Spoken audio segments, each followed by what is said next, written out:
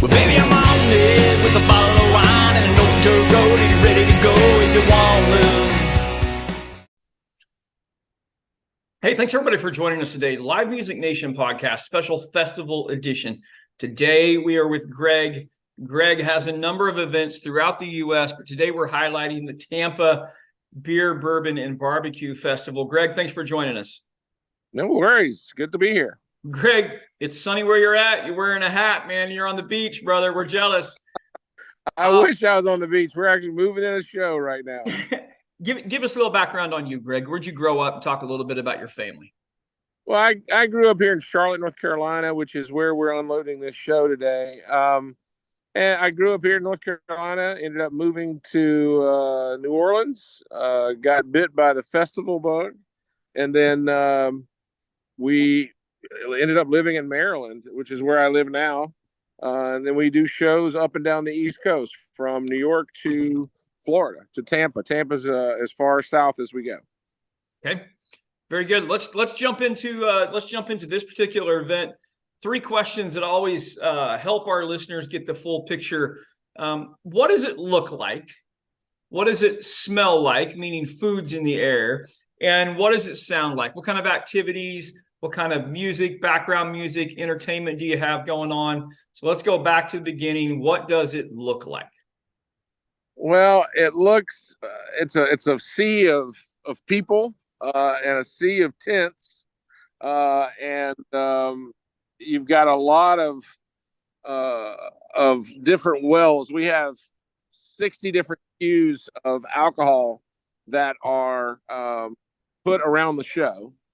And so people walk up to that. You've got a shrine in one corner, which is the Shrine of Swine. And you've got the main stage is in the background. So you've got live music coming from there. You've got a bunch of smokers. You probably got 8 smokers at the show that are right on the water. And they're rolling off ribs, brisket, chicken, pork, everything you can think of. Yeah, there you go. What got you started in the festival business? I mean, obviously the reward for people just attending is fantastic, but like you're doing 35 events a year, there's got to be some motivation in that for you. Like, did you fall in love as a kid with it, or what happened there? No, I mean, I was just a normal kid. Whenever you went to the fair or the festival or whatever, you had a good time, but it never really did anything for me. The event business itself, and I've done a lot of different types of events over 25 years. But the event business, when my wife and I first got married, we lived in New Orleans. And so in New Orleans, every weekend, there is a festival for something. And we got to be like, even though we lived there, we were local tourists because we would just go. We'd never lived in New Orleans, never been there.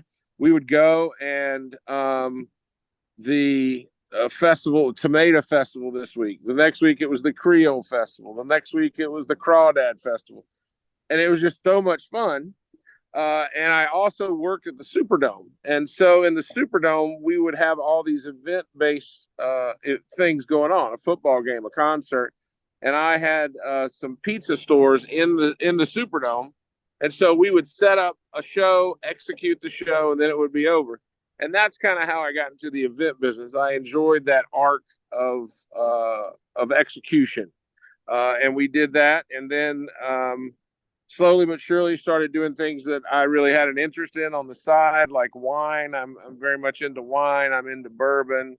And so I started doing festivals on the side of my normal event work and did these festivals. And after a while, we did so many of them, they took over my normal job, and I fired all my clients, and we just started doing festivals with alcohol and just having a good time and making people laugh and smile.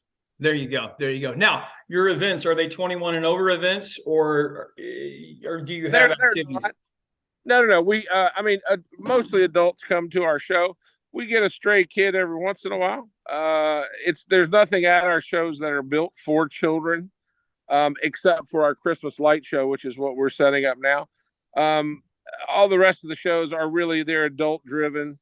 But sometimes, adults bring their children, they bring their babies. We've seen a lot of papooses walking around. So we don't really we don't encourage it. We don't deny it is Yeah. probably the best way to do it. We definitely don't encourage it, but I wouldn't bring my daughter to it if she was 10 years old. So That's great. Now, talk about your staff a little bit. To do these shows over the span of time and distance that you have, what kind of staffing does it take to make this happen? well, we rely a lot on local talent. So we hire in each market that we're in, we hire a lot of people there. Nice. And my crew, they can execute a show out of our Maryland offices, and they can go to Florida because everything's done in our office, really, until you Right. get on site the day before the show. And so then the biggest problem then is staffing. And staffing on site, we have a great crew of people that have been working with us for years now because we've been around for 2 decades. They come and they work the show. In Tampa, we have a great group of people. Probably, I would say 60% of them return and come back and work. And it's people who are waiters, but we also have like doctors. I have an oncologist literally that comes and works the Tampa show every year just because she enjoys the environment and has fun with the people. Yeah. So, Wow. she definitely doesn't need the money.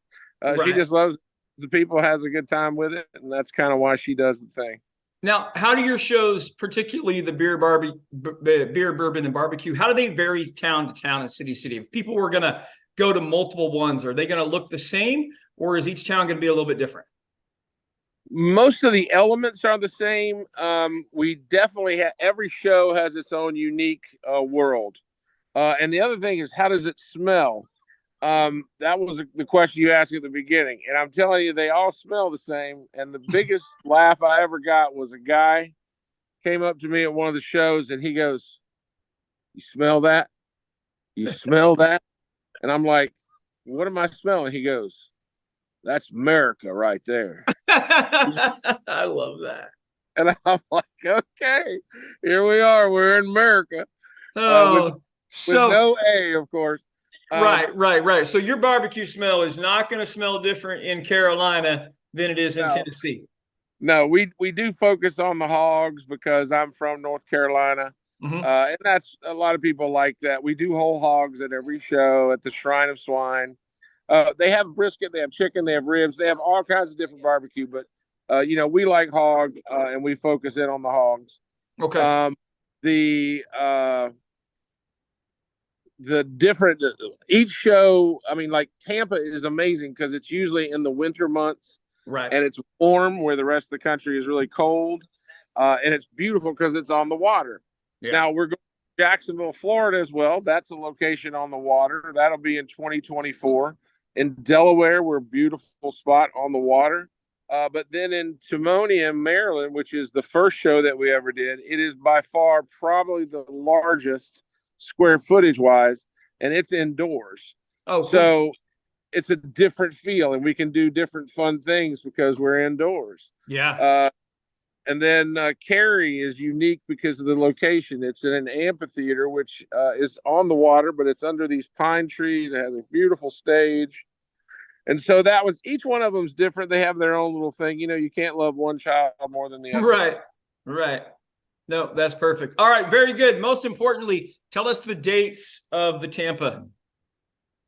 Oh my gosh! Now you're really testing me now. You have to go and look it up. I don't know when it is. Okay. It's in March. I think it's in March this year at Curtis Park. I know that. Yep. But if you go to beerandbourbon.com, it'll be there, or drinkeatrelax.com. You can see it there. That's the website I want everybody to go to, drinkeatrelax.com, because all of the events are on there. That's a great central hub that you guys have built. Very good. Very good. All right, Greg, two fun questions before I let you go. This is just for me. I'm in live music and live entertainment. I want to know, what's the best concert you've ever been to? Oh, well, I mean, I'm going to be honest with you. Yep. Because it's a rare deal. I love music. I used to be in a band. I'm very much a musician like you. when I was 10 years old, I saw Elvis live. Oh, wow. It Holy changed moly. changed my life. Oh, for So sure. yeah, so and I can say that I saw him, which is amazing. It was his last tour or the next to the last tour. He came here to Charlotte, and it was an amazing experience. But I That's mean, awesome. we've seen the greatest. That one stands out though for sure. Yeah. Okay. Dead or alive, you get to see one musical actor, artist again, or for the first time, who would you choose, dead or alive? Oh man, Bob Seger is on my list. I've never seen him live. Woo! He's amazing. And to be honest with you, at this point, Steely Dan, I'm really upset that I haven't seen Steely Dan, and I'm never going to see him at this point. Yeah. I've seen just about everybody. That's awesome. No, that's a great answer. Yeah, That's a great answer. So I've Very seen a good. lot, just about everybody. Absolutely. But there's a couple still on the list. Very good. Greg, thanks for being on with us. I appreciate your time, sir. You got it, buddy. Keep festive. Well, baby, I'm on it with a bottle of wine and an old jerk.